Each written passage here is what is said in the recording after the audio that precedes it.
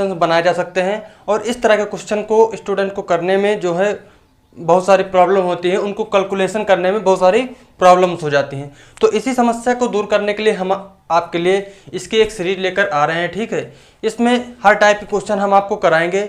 Generally क्या होता है कि जो चक्रवृद्धि ब्याज और साधारण ब्याज होता है उसको सॉल्व करने के दो से तीन मेथड अपनाए जाते हैं और वो सभी आपको आने भी चाहिए, ठीक है। जैसे परसेंटेज मेथड होता है और स्ट्रक्चर मेथड होता है। आज हम आपको एक स्ट्रक्चर मेथड बताएंगे। तो आइए बिना किसी देरी के वीडियो को शुरू करते हैं और आपका ज़्यादा टाइम नहीं लेंगे, वीडियो को आप पूरा जरूर देखिएगा, ठीक है। 10 से 15 मिनट लेंगे और उसमें आपको बहुत कुछ सीखने को आज मिलेगा। और यहाँ पर हमने क्वेश्चन लिखे हैं, देखिए जैसे फ्रैक्शन में आते हैं वैल्यू, जब आपका रेट परसेंट जब फ्रैक्शन में दिया होता है तब क्या करें आपको आज हम बताएंगे। और आपको यकीन मानिए पूरा वीडियो देखने के बाद आपको इस तरह के क्वेश्चन करने में बिल्कुल भी पेन उठाने की ज़रूरत नहीं पड़ेगी। आप बिना पेन के इस तरह के क्वेश्चन आसानी से बनाने लगेंगे। तो वीडियो को भाई पूरा ज़रूर देखिएगा। सबसे पहले मैं आपको यहाँ पर बताता हूँ स्ट्रक्चर मेथड होता क्या है। स्ट्रक्चर मेथड, ठीक, मैं इसी मेथड को यहाँ पर आज बताऊँगा। बाकी आगे मैं बताऊँगा परसेंटेज मेथड क्या होता है, उससे आप लोग सॉल्व भी करते होंगे और फार्मूले से भी सॉल्व किया जाता है, ठीक है। जहाँ कहीं भी जब भी आपका रेट परसेंट इस तरह से दिया हो 14 सही 2/7, 12 सही 1/2, यानी कि फ्रैक्शन वैल्यू जब भी आए तब आपको केवल और केवल स्ट्रक्चर मेथड आपको फॉलो करना है और इससे आप आसानी से जो है बिल्कुल पेन नहीं चलाना पड़ेगा आपको और आसानी से क्वेश्चन को कर ले जाएंगे, ठीक है। सबसे पहले इसका समझते हैं ये है कि आखिर मान लेते हैं हमारे पास 100 रुपये है और उसको 10% रेट पर देते हैं, ठीक है। वैसे तो इस मेथड से सभी तरह के क्वेश्चन आप सॉल्व कर सकते हैं, लेकिन ये जो क्वेश्चन होते हैं इस तरह के क्वेश्चन को सॉल्व करने के लिए सबसे आसान तरीका यही है, ठीक है। 10% है तो अगर हम 2 साल के लिए निकालें तो पहले साल का अगर हम इस पर रेट देखें तो 10% जैसे 10 रुपये होगा और दूसरे साल में देखें तो ये भी 10% होगी। ये क्या होता है, सिंपल इंटरेस्ट होता है। और अगर हम कंपाउंड इंटरेस्ट चाहिए तो जो पहले साल में जो ब्याज मिला हुआ है साधारण ब्याज 10 रुपये आया है, 100 का 10% जो 10 रुपये आया है इसका भी 10% हम निकालेंगे और उसको यहाँ पर ऐड करेंगे तो ये हो जाता है। और इन तीनों को इसको तीनों को जोड़ देंगे यानी 21 आएगा। ये आपका 2 साल का चक्रवृद्धि ब्याज होता है। 100 रुपये पर 10% की दर से 2 साल का चक्रवृद्धि ब्याज 21 रुपये होता है। आपको ना समझ में आया होगा, मैं आपको फिर से इसको समझाता हूँ, ठीक है।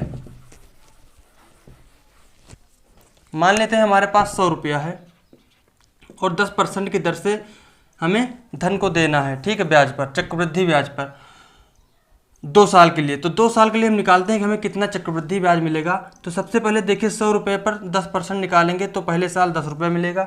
दूसरे साल निकालेंगे तो इस पर भी सबसे पहले साधारण ब्याज निकालेंगे तो ये होगा 10 रुपये।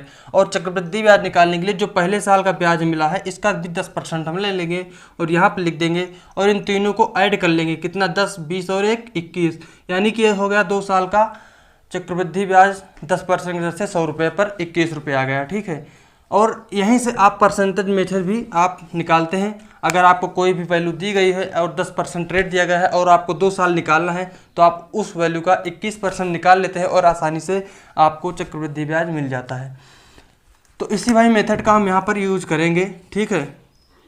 ये आपका मेथड है, थोड़ा सा समझ लीजिए। मैं आपको इसमें से जितने क्वेश्चन हैं सभी को थॉट प्रोसेस से करवाऊँगा। देखिए यहाँ पर जो भी मैंने कहा है ये सब आपको थॉट प्रोसेस में आना चाहिए। अगर 3 साल का कहता है तो एक बार और निकाल लेंगे, यहीं पर समझा देता हूँ आपको, ठीक है। अगर 3 साल के लिए कहे तो क्या करेंगे, एक 10 और आएगा, ठीक है। और जितना भी पहले है उसका भी 10% यहाँ पर हम लिखेंगे और उस तरह से निकालेंगे। यानी इसका भी एक, इसका 1 और इसका 0.1, इस तरह से हम इसको निकालेंगे, जोड़ लेंगे, कितना हो जाएगी, 10, 20, 30, 3, 33.1।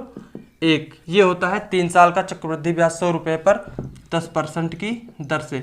यही मेथड हम यहाँ पर लगाएंगे और इन क्वेश्चंस को पेन नहीं चलाएंगे, इस चीज़ को हम अपने दिमाग में सोच लेंगे और सॉल्व करेंगे।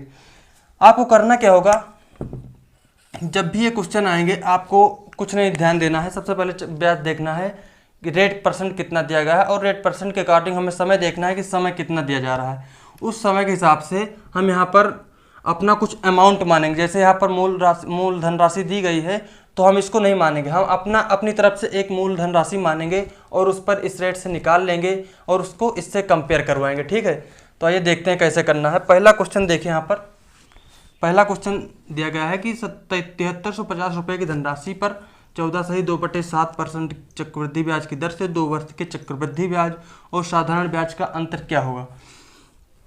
14.2/7 जो होता है वो होता है 1/7। ठीक है, 14.2/7% जो होता है ये इसकी वैल्यू होती है 1/7।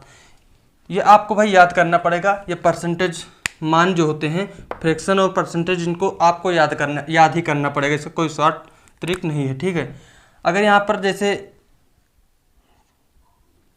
इसको मानते हैं, ये कितना है 1428 लिखा होता है। ठीक है, 1428 या फिर 14.2/7 ये एक ही बात होती है।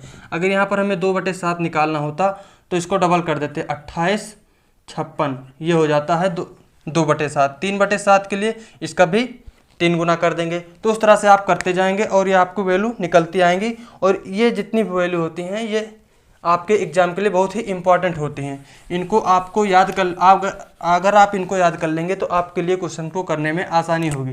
तो भाई हमने यहाँ पर देखा क्या है, 14.2/7 को हम लिख सकते हैं 1/7। ठीक, हमें निकालना कितना है 2 साल के लिए। तो 2 साल के लिए सबसे पहले हम मान लेते हैं कि हमारे पास 49 रुपये, जो भी यहाँ पर नीचे आएगा ना उसी को हम मानेंगे। 2 साल के लिए निकालना है तो हम इसका स्क्वायर कर देंगे, ये हो गया 49। अगर 3 साल का होता तो हम इसका 7 का क्यूब कर देते और यहाँ पे लिख देते। ठीक, 2 साल का निकालना है इसलिए 49 रुपये मान लिया। अब 49 पर 1/7 ये रेट हो गई ना, तो 49 पर 1/7 निकालेंगे तो यहाँ पर आएगा 7 और इसका भी 1/7 निकालेंगे फिर से तो ये भी 7 हो जाएगा और इसका 1/7 फिर 2 साल का है ना, यहाँ पर देखिए कैसे किया गया है 2 साल के लिए यहाँ पर, तो इसका भी 1/7 हम करेंगे तो 1 हो जाएगा। और इस तरह से आपका ये बन गया है। क्या निकालना था, चक्रवृद्धि ब्याज और साधारण ब्याज का अंतर क्या होगा। यही तो अंतर है, चक्रवृद्धि ब्याज और साधारण ब्याज का डिफरेंस क्या है, यही तो एक डिफरेंस है। क्योंकि ये भी साधारण ब्याज, यहाँ पर साधारण ब्याज आया है तो डिफरेंस कितना बचा, 1 बचा है। और 1 की वैल्यू आपके पास दी गई है 49, 1 की वैल्यू आपके पास 49 दी गई है।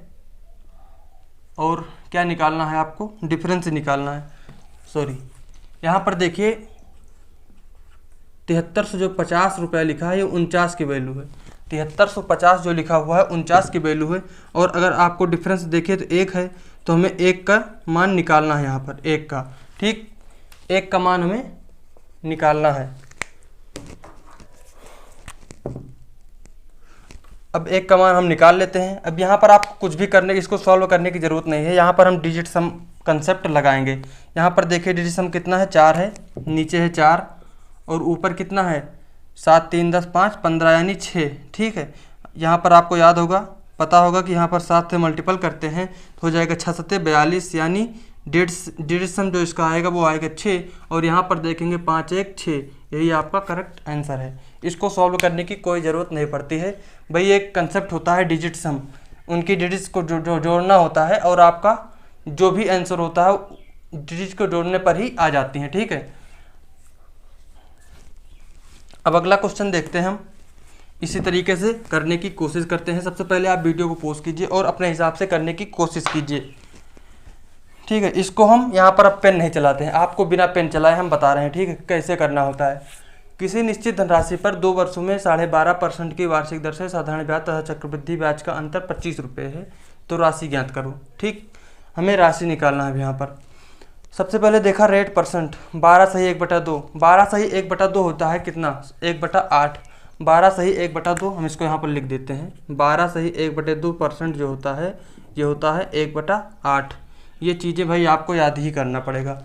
1/8, 2 साल है तो हम अमाउंट मान लेते हैं 64 रुपये, 8 का स्क्वायर 64, तो 8 इधर और 8 का 1/8 निकालेंगे तो 1 आ जाएगा। ठीक है, अंतर दिया गया है 25 रुपये, यानी 1 की वैल्यू है 25 और हमें किसका निकालना है 64 की वैल्यू निकालना है, यानी 25 गुणा 64 हमें करना है। और 25 गुणा अगर 64 करेंगे तो देखिए आपको कितना आंसर हो सकता है, 25 गुणा 64। सिंपल आपको इसको सॉल्व करना था। ठीक, 25 चौक 100, 25 छक्का 150, 160, 1600 रुपये आपका आंसर हो जाएगा। या फिर यहाँ पर आप डिजिट सम लगाइए, 5 2 7 और 6 4 10 यानी 1 7, यहाँ पर 7 आना चाहिए। यहाँ पर कितना है, 8 है इसका, ये नहीं हो सकता। 9 है, ये भी नहीं हो सकता। 1 है, ये भी नहीं हो सकता। ये आपका 7 अच्छा 1 7, यहाँ पर भी 7 आ रहा है। ठीक, तो इस तरह से आप क्वेश्चन को कर सकते हैं, ये भी आपको लिखने की ज़रूरत नहीं थी। अब मैं आपको यहाँ पर लिख के बताता हूँ क्या क्या हमने किया था। हमने सबसे पहले अपना एक अमाउंट माना 64 रुपये, इसका स्क्वायर 64 रुपये। ठीक, 2 साल के लिए इसका स्क्वायर करेंगे, 3 साल होता तो क्यूब करते। 2 साल का है तो पहले साल 8 रुपये, अगले साल इसका 1/8 निकालेंगे तो ये भी 8 हो जाएगा। अब फिर से इसका 1/8 लेंगे तो 1 हो जाएगा। ठीक, और यहाँ पर अंतर दिया गया है चक्रवृद्धि ब्याज और साधारण ब्याज का अंतर, यानी जो 25 रुपये लिखा है वो इस 1 की वैल्यू है। और हमें निकालना क्या है, 64 का मान हमें निकालना है। बस यही आपका आंसर हो जाएगा। इसको ऐड कर दीजिए, 1600 आपका आंसर आ जाएगा। तो भाई ये था एकदम आसान सा मेथड, और इसी मेथड पर हम सारे क्वेश्चन करेंगे। और अभी आपको ये तो बिल्कुल आसान सा क्वेश्चन है, अभी और भी कठिन क्वेश्चन हम आपको कराएंगे इसके बाद। इसको हम हटा दे रहे हैं। देखिए अगला क्वेश्चन लिखा है, किसी धनराशि पर दूसरे वर्ष का चक्रवृद्धि ब्याज 63 रुपये है तथा ब्याज की दर 16 सही 2/3% है। ठीक है, तो वार्षिक है धनराशि ज्ञात करना है। यहाँ पर 16 सही 2/3% आपका रेट दिया हुआ है। 16 सही 2/3, 16 सही 2/3% होता है भाई 1/6, 16 छक्का 96, हाँ 1/6 होता है। ठीक, 16 सही 2/3% की वैल्यू होती है 1/6। 2 साल का हमें यहाँ पर दिया गया है। सबसे पहले हम अमाउंट मानेंगे 36 रुपया और निकाल लेंगे, यहाँ पर 6 आएगा, यहाँ भी 6 आएगा और इसको यहाँ पर 1 आ जाएगा। ठीक, दिया गया है कि दूसरे वर्ष का चक्रवृद्धि ब्याज 63 है। भाई ये है दूसरा वर्ष, और दूसरे वर्ष का आपका चक्रवृद्धि ब्याज 63 रुपये दिया गया है। 63 रुपये दिया गया है किसका, 6 और 1 7 की वैल्यू है 63 रुपये। ये भाई पहला वर्ष है, ये आपका दूसरा वर्ष है, और हमें दूसरे ही वर्ष का वैल्यू दी गई है 63 रुपये। तो जो 63 है वो 7 की वैल्यू है, तो हमें धनराशि निकालना है, यानी 36 की वैल्यू हमें निकालना है। अब यहाँ पर 6 3 9 डिजिट सम 9 है, तो हम यहाँ सबसे पहले देखेंगे 9 कहाँ पर आ रहा है। अब देखते हैं भाई और अच्छे क्वेश्चन। ठीक है, और ये बहुत ही टफ क्वेश्चन माने जाते हैं, और अगर आपके एग्जाम में ये आ जाते हैं तो भाई आपको इनको सॉल्व करने में बहुत ज़्यादा टाइम लग सकता है। लेकिन अगर आप इस तरीके से करेंगे इस तरह के क्वेश्चंस को, जहाँ पर आपका रेट परसेंट फ्रैक्शन में दिया गया है, तो भाई सबसे अच्छा तरीका यही माना जाएगा और सबसे फास्ट आप इससे कर सकते हैं। इवन आप इससे थॉट प्रोसेस से भी कर सकते हैं, आपको पेन भी चलाने की ज़रूरत नहीं पड़ती है यहाँ पर। ठीक है, ये सबसे अच्छे तरीके हैं इस तरह के क्वेश्चन को करने के। ठीक है, बाकी आपकी मर्जी है, आप चाहे जैसे कीजिए, आप परसेंटेज लगाइए, कुछ भी लगाइए, लेकिन इससे अच्छा तरीका नहीं हो सकता है। तो ये भाई देखते हैं, इसको सॉल्व करते हैं। कैसे करते हैं, किसी धनराशि पर 3 वर्ष का चक्रवृद्धि ब्याज तथा साधारण ब्याज का अंतर 140 रुपये है। यदि ब्याज की दर 11 से 1/9% वार्षिक हो तो वह धनराशि तथा 5 वर्ष का साधारण ब्याज बताओ। ठीक है, देखिए यहाँ पर अगर आप एग्जाम में बैठे हैं तो यहाँ पर आप केवल एक चीज़ निकालेंगे, या तो आप धनराशि निकाल लीजिए या फिर 5 वर्ष का साधारण ब्याज निकाल लीजिए। हमें धनराशि निकालना है पहले, तो हम धनराशि ही निकाल लेते हैं। ठीक है, क्योंकि यहाँ पर चारों धनराशियाँ जो है अलग अलग दी गई हैं, तो हमारा इसी में से काम चल जाएगा। हमें दूसरी चीज़ निकालने की यहाँ पर कोई भी ज़रूरत नहीं है। लेकिन हम घर में बैठे हैं तो हम दूसरा भी निकालेंगे, दूसरा का तीसरा भी पूछेगा तो हम तीसरा भी निकालेंगे। देखिए सबसे पहले थॉट प्रोसेस, इतना लंबा क्वेश्चन है लेकिन पेन नहीं चलेगा और आपका आंसर आएगा यहाँ से। ठीक, देखिए 11 से 1/9 का मतलब होता है 1/9। 3 वर्ष है, यानी कि हम अमाउंट मानेंगे 9 का क्यूब, 729। अब उसको 3 पार्ट करेंगे। 1/9 पहले साल 9 रुपये, दूसरे साल 9 रुपये, तीसरे साल 9 रुपये। जो पहले साल 9 है, दूसरे साल के लिए चक्रवृद्धि ब्याज के लिए उसका 1/9 निकालेंगे तो 1 आएगा। ठीक है, 9 और उसके नीचे 1 आएगा। तीसरे साल में जाएंगे तो उसका भी 1 निकालेंगे, पहले वाले दूसरे वाले का भी 1, और इसका 1 का 1/9 निकालेंगे तो हो जाएगा 1/9। यानी कि क्या मिला आपको, डिफरेंस निकालना है। डिफरेंस हमारे पास है, साधारण ब्याज कितना मिला, 9 9 9 9 त्रिक 27 रुपये साधारण ब्याज मिला, और 9 9 9 त्रिक 27 28 29 30 30 सही 1/9, 30 सही 1/9 हमें मिला क्या, चक्रवृद्धि ब्याज। 30 सही 1/9 में से 27 सही 1/9 हम माइनस 27 हम माइनस करेंगे तो हमारे पास बचेगा 3 सही 1/9। 3 सही 1/9 यानी कि 9 3 28/9। अब 28/9 की आपकी वैल्यू दी गई है 140। 140/28, 9 को ऊपर कर देंगे, 140 × 9/28, और हमें निकालना है 729 की वैल्यू, तो गुणा 729 कर देंगे। लेकिन हम यहाँ पर देखेंगे हम उसको 9 से गुणा कर रहे हैं, यानी हमारा जो भी आंसर होगा उसमें डिजिट सम करने पर, उसकी संख्याओं को जोड़ने पर 9 आना चाहिए। 5 2 7 दोनों, ये नहीं हो सकता। 4 4 8 नहीं हो सकता। 4 3 7 नहीं हो सकता। अब डेफिनेटली आपका यही आंसर, जब ये तीनों नहीं है तो यही आपका आंसर है। 6 3 9 5 4 9, यानी कि यही आपका आंसर है। भाई ये था बिल्कुल थॉट प्रोसेस, इससे भी तेज आप कर सकते हैं अगर अच्छी प्रैक्टिस करते हैं तो, ठीक है। आइए देखते हैं। 11 से ही 1/9 का मतलब कितना है? 1/9, ठीक जी। भाई आपको मान याद ही करना पड़ता है, ठीक है। परसेंटेज में आपको ये मान जहाँ भी आप पढ़ते हैं उसमें याद कराया जाता है। भाई मैंने भी याद किया है, इन पे बहुत ज़्यादा मेहनत करने की ज़रूरत होती है। आप 50 तक, मैंने भाई 50 तक याद किया है। जनरली क्या होता है, लोग 25 तक ऐसे याद कर लेते, 15 तक, 25 तक, लेकिन मैंने 50 तक इनको याद किया हुआ है, तो मेरे लिए आसानी होती है इनको फाइंड करने में, ठीक है। देखिए 3 साल का कहा गया है, तो इसको हम क्यूब करेंगे, कितना हो जाएगा? 729। पहले साल का ब्याज 9, दूसरे साल का ब्याज 9, तीसरे साल का ब्याज 9। 9 कहाँ से आया? इसका 1/9, दूसरे साल भी इसका 1/9, तीसरा साल भी इसका 1/9। अगर साधारण ब्याज निकालना होता तो ये हमारा साधारण ब्याज हो गया है, लेकिन हमें चक्रवृद्धि ब्याज कहा गया। चक्रवृद्धि ब्याज आप जानते हैं कि ब्याज पर भी ब्याज मिलता है, यानी इसका 1/9 1 हो जाएगा।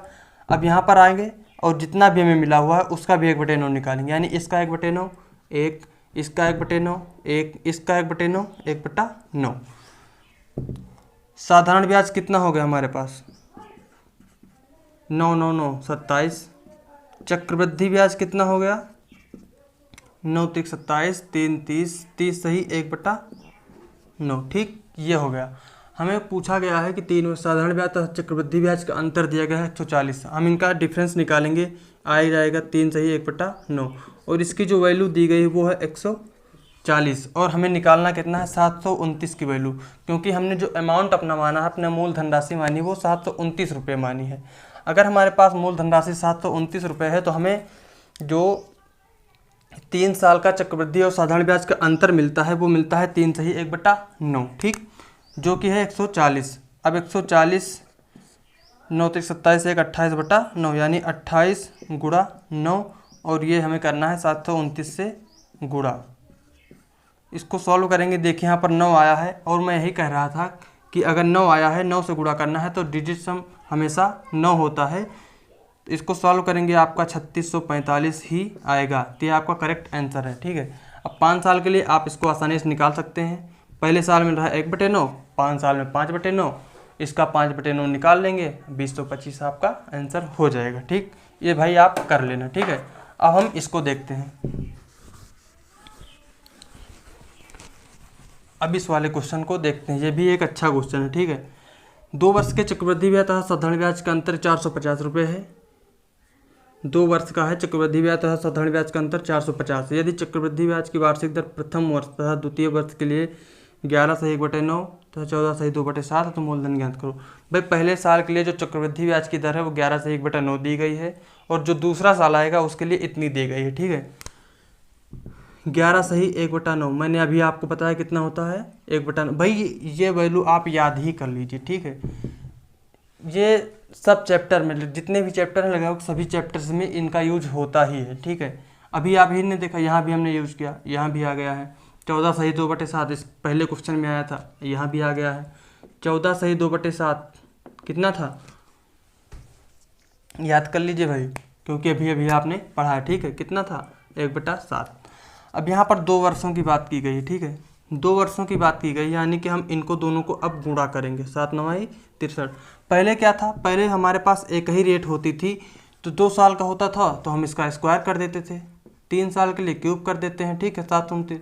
लेकिन अब अलग अलग रेट है दोनों साल के लिए, तो इनको क्या करेंगे, जो है इनको दोनों को हम गुणा करके निकालेंगे पूरा अमाउंट हमारा। अब पहले साल कितना है? 1/9 रेट है, तो 7 रुपये हमें मिलेगा। दूसरे साल 1/7 है, तो 9 रुपये हमें मिलेगा। अब इसका भी 1/7 निकालेंगे तो 1 हो जाएगा। और इसी दोनों, एक की वैल्यू दी गई हमें 450 रुपये, एक की वैल्यू है, हमें 63 की वैल्यू निकालना है। अब यहाँ भी देखिए 63 मतलब डिजिट सम कितना आ रहा है, 9 आ रहा है, यानी जो सभी अंकों का योग है वो 9 आना चाहिए। कहाँ पर आ रहा है देखिए, 8 2 10 यानी 1 3 1 4 5 9, यहाँ भी आ रहा है, ये हो सकता है आंसर। 7 दोनों ये भी हो सकता है, 9 तो ये नहीं हो सकता है, 8 2 से ये भी नहीं हो सकता है। ये दो ऑप्शन आंसर नहीं हो सकते हैं। अब ये दो ऑप्शन हमारे आंसर हो सकते हैं, लेकिन यहाँ पर देखिए एक जीरो तो लास्ट में आएगा ही, ठीक है। यहाँ भी एक जीरो, यहाँ भी जीरो है लास्ट में, ठीक। अब देखिए अगर ये जीरो ना होता, यहाँ भी हटा देते, यहाँ भी हटा देते, ठीक। तो इसको अगर लास्ट डिजिट को गुणा करें, हम लास्ट वाली संख्याओं को गुणा करें 5 और 3 को, तो आएगा 15, यानी लास्ट डिजिट हमारी यहाँ पर आएगी 5। यहाँ भी जीरो आया है, तो यहाँ ये हमारा आंसर अब नहीं हो सकता, क्योंकि लास्ट में हमारे 5 होना चाहिए। ये आपका करेक्ट आंसर है, ठीक है।